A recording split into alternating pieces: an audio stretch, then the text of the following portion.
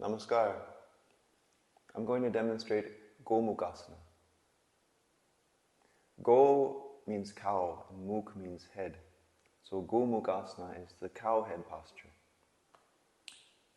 It's called a cow head because the shape of your legs resembles the head of a cow looking from the top when you're doing this asana. Gomukhasana is an intermediate asana. It requires a bit of flexibility to perform it. It is especially useful at creating a very calm mind. It's also good for relaxing the lower propensities, particularly if one has a lot of physical desires.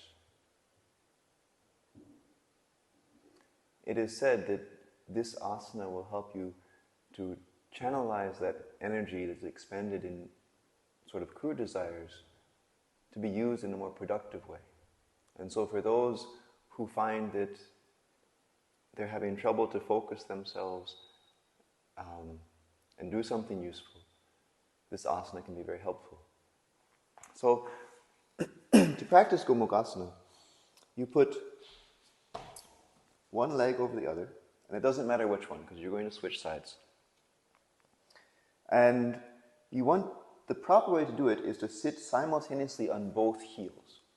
So, my left buttocks is on my right heel, and my right buttocks is on my left heel.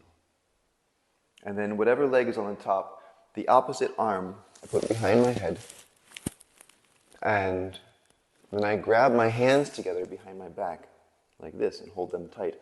And you can, if you can't reach easily, you can gradually pull yourself down like that, so that you put the arms in the proper position. The head should be straight, and the elbow should be just at the top of the head, right? So the elbow shouldn't be over here, and it shouldn't be over. It should be in the middle. And then you just breathe deeply and normally while doing this asana. And you hold this position for 30 seconds. After 30 seconds is complete, you switch sides.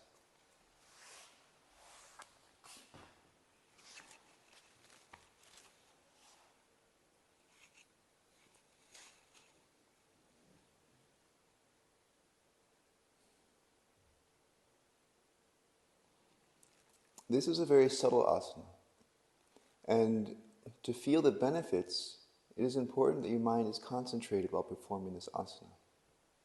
Some asanas are more physical in nature and some are more psychic. This is more psychological in nature. And those asanas which are more psychological in nature, the benefits are increased to the degree in which you are able to concentrate your mind while doing the asana.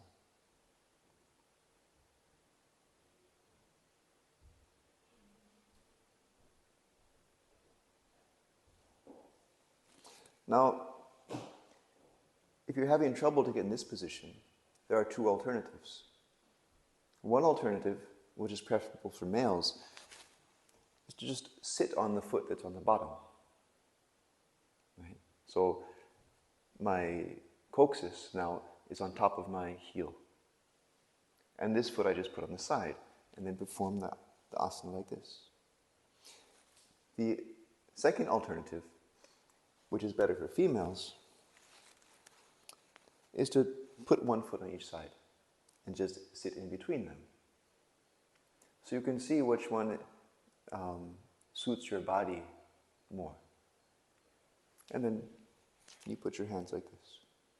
Now, if you're not flexible enough to put your elbow all the way down, some people recommend having a piece of cloth or a sock, which you hold with this hand and grab with the hand in the back.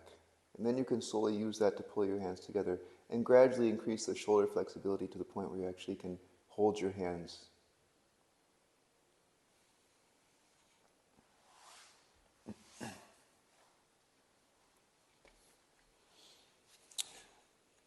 Lymph is a very important fluid in the body. It maintains the health of the body, and the regulation of the lymph is related to the regulation of hormones. What essentially this asana is doing is channelizing the fluids that supply the hormones on the lower chakras up to the fourth chakra. Right? So you're squeezing here and opening here. And what you should feel if you do the asana properly is that the lower chakras are becoming more relaxed, and you start to get a sort of energetic, warm sensation in the Anahata chakra.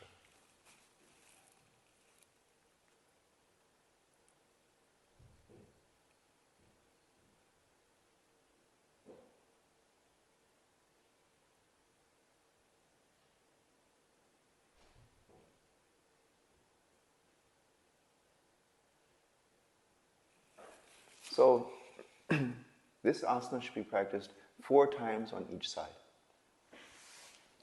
And therefore, it takes about 5 minutes to perform this asana.